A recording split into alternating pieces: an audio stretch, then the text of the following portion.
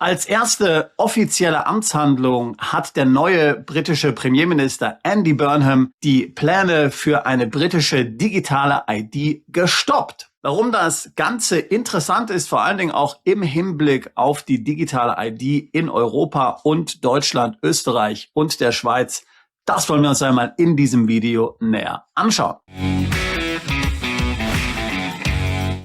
Noch ein Hinweis in eigener Sache: Wenn du auch das Gefühl hast, dass sich die Europäische Union mehr und mehr zum digitalen Gulag und Überwachungsstaat entwickelt, dann lade ich dich jetzt ein zu unserem Plan B Schweizer Taschenmesser Seminar in Zürich, das wir dort regelmäßig veranstalten, wo wir uns genau mit diesen Themen 2 Tage lang intensiv beschäftigen werden und wie du dich mit einem Plan B davor schützen kannst. Da geht es eben nicht nur um Themen wie zweite Staatsbürgerschaften, digitale IDs, sondern auch um Dinge wie Bankkonten außerhalb der EU, internationale Vermögensdiversifikation, Aufenthaltstitel, die man weltweit erwerben kann, Gold, Krypto, Immobilien und alles, was du zum Thema Vermögenssicherung wissen musst. Gleichzeitig befassen wir uns dort natürlich auch sehr intensiv mit der geopolitischen Situation, denn was ist ein Plan B heutzutage wert, wenn du ihn nicht im Kontext der aktuellen geopolitischen Krisen siehst. Deswegen mit dabei ist wieder Herr Generalaußerdiensten Erich Warth, langjähriger Sicherheitsberater von Kanzlerin Merkel, der hinter verschlossenen Türen mit dir Insider-Informationen teilt, die du sonst nirgendwo hörst. Das ist ja eben auch sehr wichtig, vor allen Dingen, wenn wir uns mit Dingen wie Wehrpflicht oder einem möglichen zukünftigen großen europäischen Krieg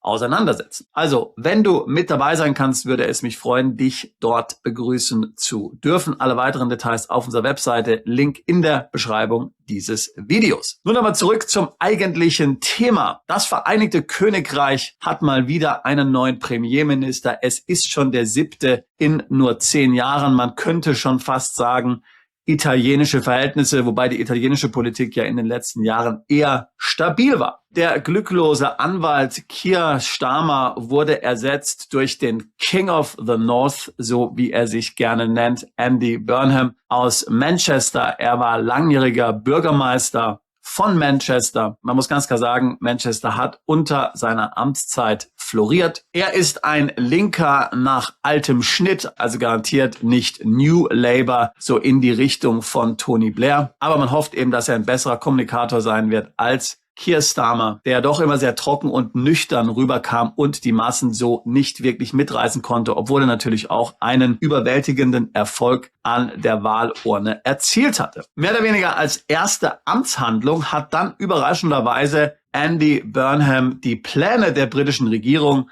für eine digitale ID gestoppt. Und zwar mit einer interessanten Begründung. Er hat nämlich gesagt, dass diese digitale ID niemand braucht, dass er nicht sehen kann, wozu diese gut sein soll und dass er das Geld besser anderweitig verwendet und die Mittel, die dann zuvor für die Entwicklung der digitalen ID vorgesehen waren, sollen nun anders eingesetzt werden. Andy Burnham hat also angekündigt, dass in Zukunft bei Rechnungen für Strom, Gas, Wasser, welche die Haushalte erhalten, keine Mehrwertsteuer mehr in Rechnung gestellt wird. Ich finde diese Entwicklung sehr interessant. Verstehe mich jetzt bitte nicht falsch. Ich kenne Großbritannien, ich kenne den UK extrem gut. Ich bin selbst 2003 in den UK ausgewandert. Neben den USA würde ich sagen, ist der UK das Land, das ich mit am besten kenne und auch das alltägliche Leben dort sehr kenne, die Menschen kenne, die Politik kenne und ich glaube auch ein bisschen wenigstens als Outsider diese verstehen zu können. Ich möchte jetzt damit keinenfalls sagen, dass Andy Burnham und die Labour-Partei besonders freiheitlich ist oder dass dieser neue Premierminister jetzt jemand ist, der alles besser machen wird. Der UK hat viele Probleme.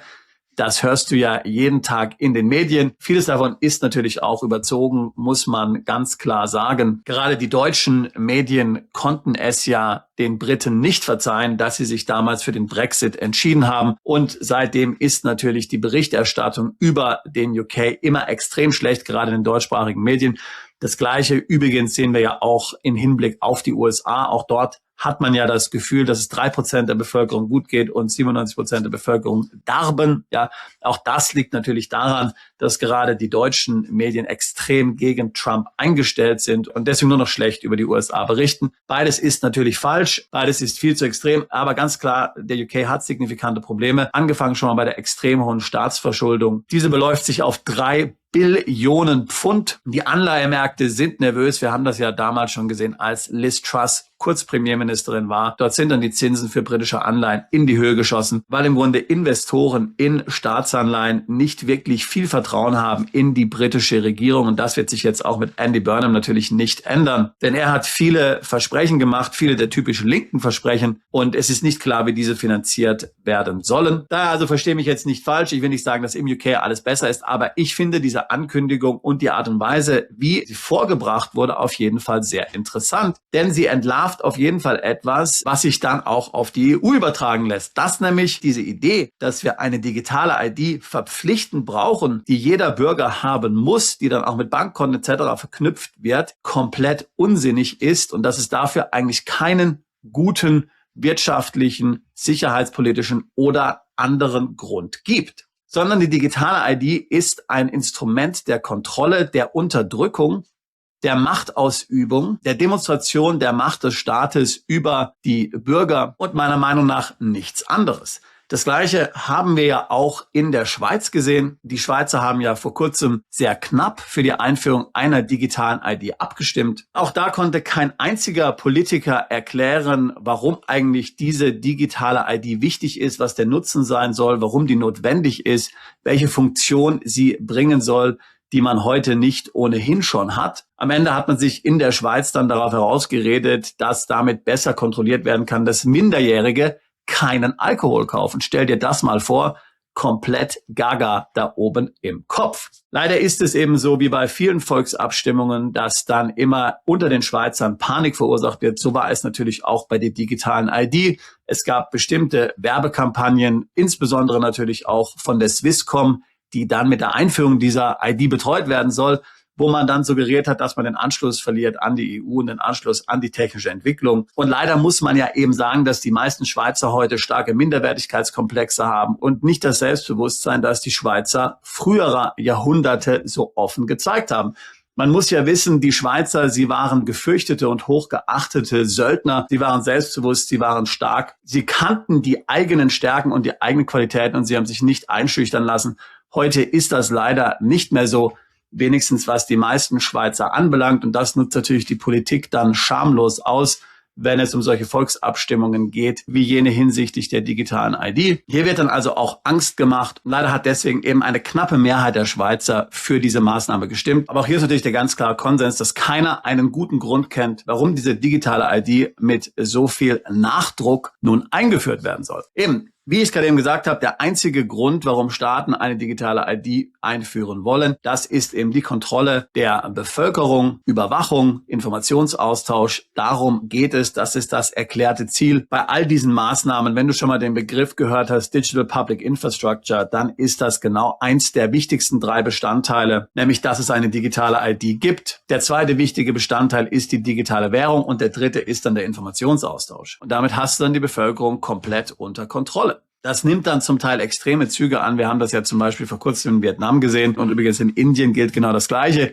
Jedes Konto muss dort mit einer digitalen ID verknüpft sein, zum Teil mit einem Informationsaustausch direkt an die Regierung, was auf dem Konto passiert. Und wenn das nicht der Fall ist, wird das Konto geschlossen. Konsequenterweise wurden dann in Vietnam vor rund einem Jahr fast 100 Millionen Konten schlicht und ergreifend gesperrt, weil hier noch keine Kopplung an eine digitale ID vorhanden war. Das also ist das Ziel der digitalen ID. Andere Zwecke gibt es dafür nicht. Wir wissen ja, dass die digitale ID in der EU schon lange beschlossen ist. Sie wird jetzt dann auch dieses und nächstes Jahr eingeführt werden in allen EU-Ländern.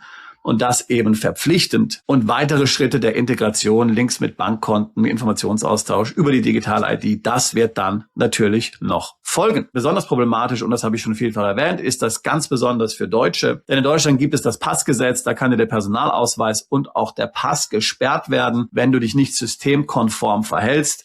Wenn zum Beispiel vermutet wird, es geht nicht um Beweise oder sowas, wenn einfach nur schlicht und ergreifend vermutet wird, dass du deinen steuerlichen Verpflichtungen nicht nachkommst, dann kann dir der Pass oder Personalausweis gesperrt werden. Oder auch wenn du dich vom Wehrdienst drücken willst, Wenn dir das vorgeworfen wird, auch wenn es dafür keinen Beweis gibt, kann dir ebenfalls der passende Personalausweis gesperrt werden. Ebenso, wenn dir unterstellt wird, dass du zum Beispiel ins Ausland reisen willst, weil du an systemkritischen Demonstrationen teilnehmen möchtest. Und was ist schon systemkritisch? Heute wird natürlich immer dann unterstellt, dass es rechtsradikale Demonstrationen sind. Aber im Grunde kann es alles sein, was nicht dem woken Mainstream entspricht. Wenn dann diese digitale ID mit allem verknüpft ist, sagen wir mal, da hängt dein Führerschein drin in diesem Wallet, die digitale ID ist mit deinem Bankkonto verknüpft, mit deinen Bankkarten und dann wird dir deine digitale ID durch den Staat gesperrt, dann bist du auf einmal komplett handlungsunfähig. Und das ist genau das Problem, gerade für Deutsche. Und deswegen insbesondere, wenn du vermögend bist, wenn du jemand bist, der mobil bleiben will, der sich nicht einschränken und einschüchtern lassen will. Deswegen eben ist es wichtig, dass du dich mit dem Thema auseinandersetzt und dir vielleicht überlegst, wo du eine andere ID legal herbekommst. Denn ich denke nicht, dass wir diesen Trend jetzt noch umkehren können. Da habe ich keine Zweifel dran. Aber es gibt ja auch harmlose Staaten, die jetzt nicht so streng sind, die keine hohen Steuern erheben, die keine digitalen Diktaturen sind, die keine deutschen Passgesetze haben. Und da hast du natürlich lieber eine solche digitale ID und verknüpfst diese dann mit deinen Konten, wenn das tatsächlich irgendwann mal verpflichtend wird, als es einen deutschen Pass oder Personalausweis. Und jetzt natürlich die sehr interessante Frage: Warum macht ausgerechnet Andy Burnham diese Maßnahme, also der Stopp des digitalen ID-Projektes, warum macht er das zu seiner ersten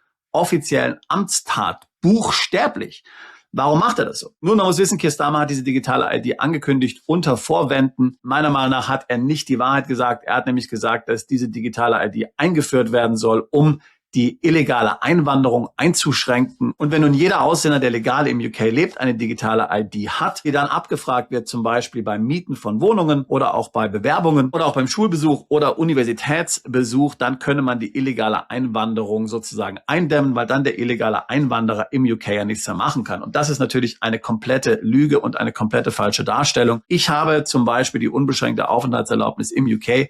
Und ich habe schon lange eine digitale ID aus dem UK. Da gibt es also eine Webseite der Regierung, die ist dann verknüpft mit deinem Aufenthaltsstatus und da kannst du dann einen sogenannten Share-Code produzieren. Diesen Share-Code kannst du dann eben deinem Vermieter, deinem Arbeitgeber oder anderen Parteien geben, die ein Recht darauf haben und dann könnt ihr deinen Einwanderungsstatus verifizieren. Also das, was die digitale ID können soll, laut Keir Starmer, das gibt es schon lange im UK. Und das hat natürlich dann auch irgendwann die Bevölkerung gerafft. Und dann gab es viele Proteste diesbezüglich. Und das ist nicht das erste Mal, dass es Proteste gibt. Auch schon andere Politiker, allen voran natürlich Tony Blair, die die Einführung einer solchen digitalen ID geplant hatten, sind kläglich daran gescheitert und haben sich sehr unbeliebt gemacht. Das ist sicherlich einer der vielen Gründe, warum Keir Starmer jetzt auch sein Amt aufgeben musste. Er hatte keinen politischen Instinkt und hat nicht verstanden, dass dieses Thema im UK wirklich heiß ist. Und warum ist es heiß? Im UK gibt es weder ein Meldegesetz noch eine Ausweispflicht. Das heißt, es ist absolut nicht verständlich für einen Briten, warum er auf einmal von der Polizei auf der Straße angehalten werden sollte und diese ihn nach dem Ausweis fragt. Es ist auch absolut unverständlich für einen Briten, warum man sich anmelden muss irgendwo, wenn man irgendwo hinzieht. Welches Recht hat die Regierung zu wissen, wo ich wohne? Welches Recht hat die Regierung, mich anzuhalten auf der Straße, um mich nach einem Ausweis zu fragen, wenn ich nichts falsch gemacht habe? Wenn ich natürlich in eine Straftat verwickelt bin, selbstverständlich, dann kann mich die Polizei befragen und mich auch nach den Ausweispapieren fragen. Aber es ist ja momentan so in anderen Ländern, insbesondere Deutschland, dass ich einfach auf der Straße angesprochen werden kann von der Polizei und muss mich ausweisen. Diese Unterdrückungskultur, die gibt es im UK nicht. Wobei, wie gesagt, ich möchte jetzt nicht sagen, dass der UK hier das wunderschöne Utopia ist, ein freiheitliches Land durch und durch, das sicher nicht. Aber es gibt eben aus geschichtlichen und kulturellen Gründen interessante Aspekte, wo man dann doch noch eben ein freiheitlicheres Verständnis hat als jetzt in anderen Ländern.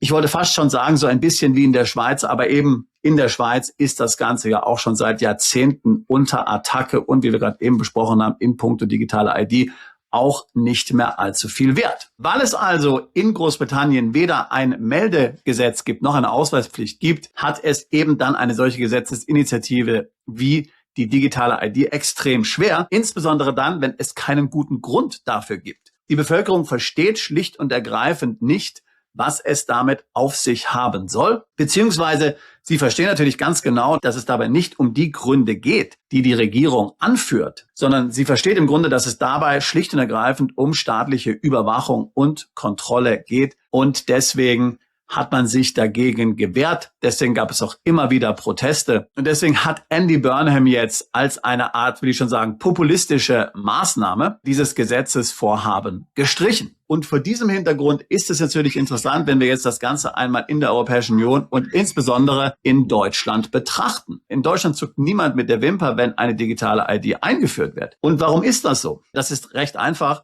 weil wir mental einfach noch in der Nazi-Zeit feststecken. Ich habe das ja schon in einem anderen Video im Detail erklärt. Große Teil des deutschen Staatsverständnisses, des deutschen Rechtsverständnisses haben wir von den Nazis übernommen.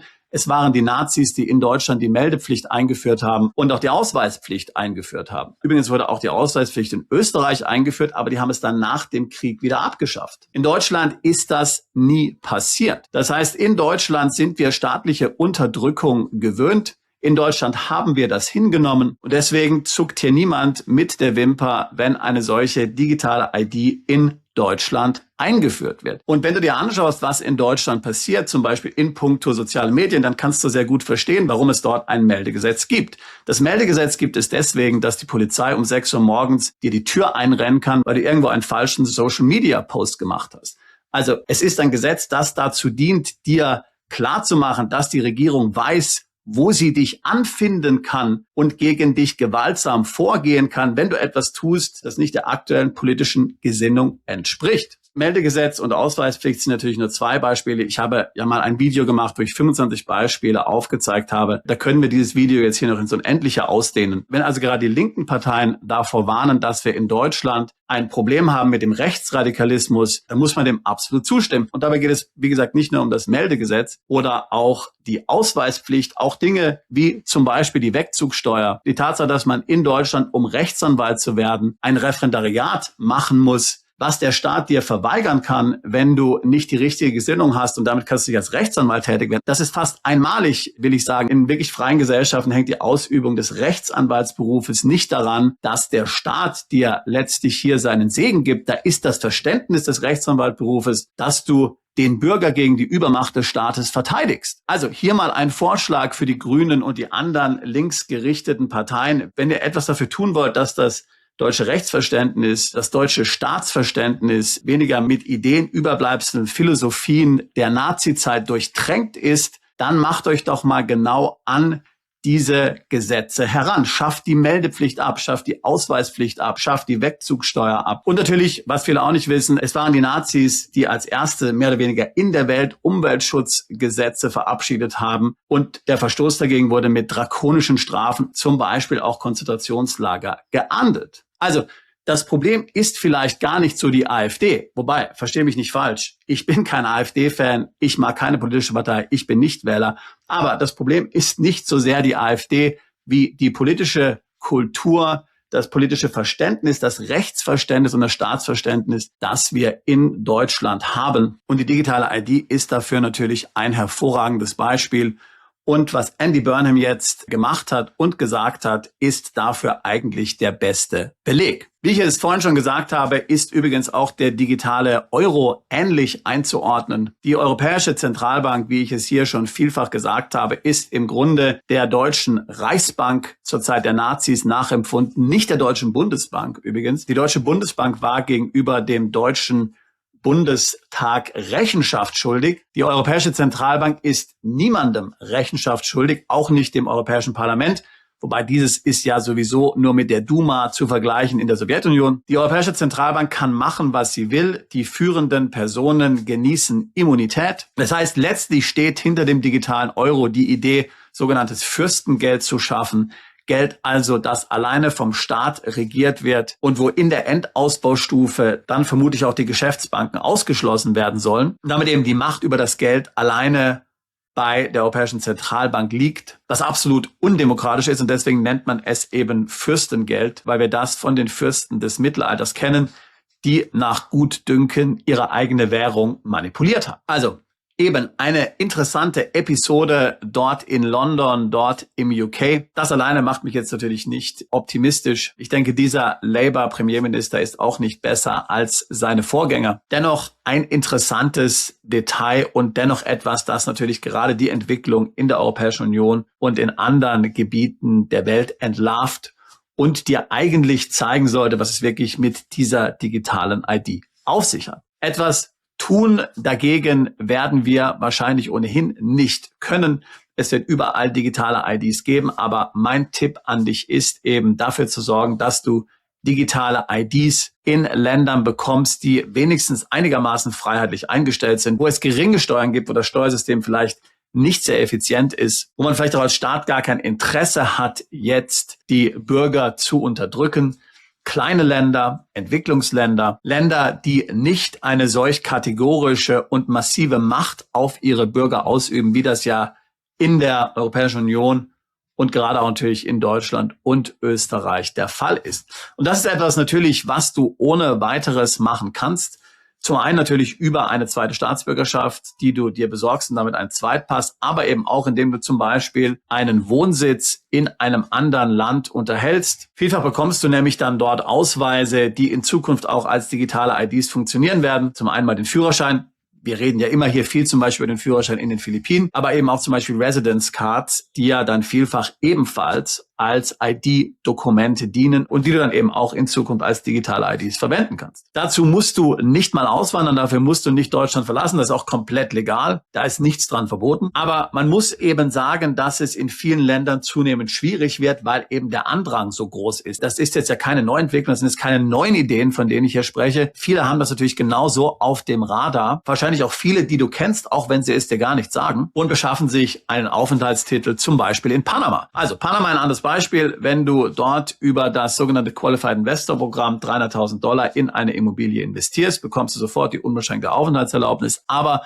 du bekommst eben sofort, selbst wenn du noch kein Staatsbürger bist von Panama, einen panamesischen Reisepass. Da steht dann zwar drin, du bist deutscher Staatsbürger oder Österreicher Staatsbürger, aber ist ja egal, du hast einen Reisepass, diesen kannst du dann, wenn sie mal irgendwann digitale ID einführen werden. Ich bin ganz sicher, sie werden das tun. Diesen kannst du dann eben als digitale ID verwenden, schützt dich aber damit vor den Risiken, die ich vorhin angesprochen habe. Also, wenn das Themen sind, die dich interessieren, die dich bewegen, können wir dich natürlich umfassend dabei unterstützen. Komm auf unser Seminar, wo wir das in aller Detailtiefe besprechen. Buche ein Beratungsgespräch. Links dazu, weitere Informationen dazu in der Beschreibung dieses Videos. Wir tun seit 20 Jahren nichts anderes, als Mandanten genau bei solchen Fragen zu unterstützen, zu beraten. Auswanderung, Steueroptimierung im Ausland, zweite Staatsbürgerschaften, Aufenthaltstitel. Ich selbst habe die EU, Gott sei Dank, schon vor 26 Jahren jetzt verlassen. Ich danke Gott jeden Tag dafür. Es war eine der besten Entscheidungen meines Lebens.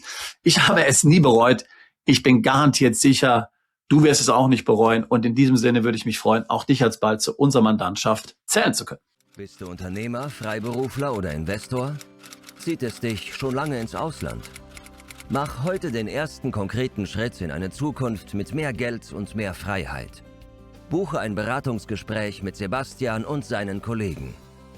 Unsere Kanzlei unterstützt Mandanten wie dich dabei, deine Steuerlast legal zu reduzieren, Vermögen aufzubauen und zu schützen und deine persönliche Freiheit zu maximieren.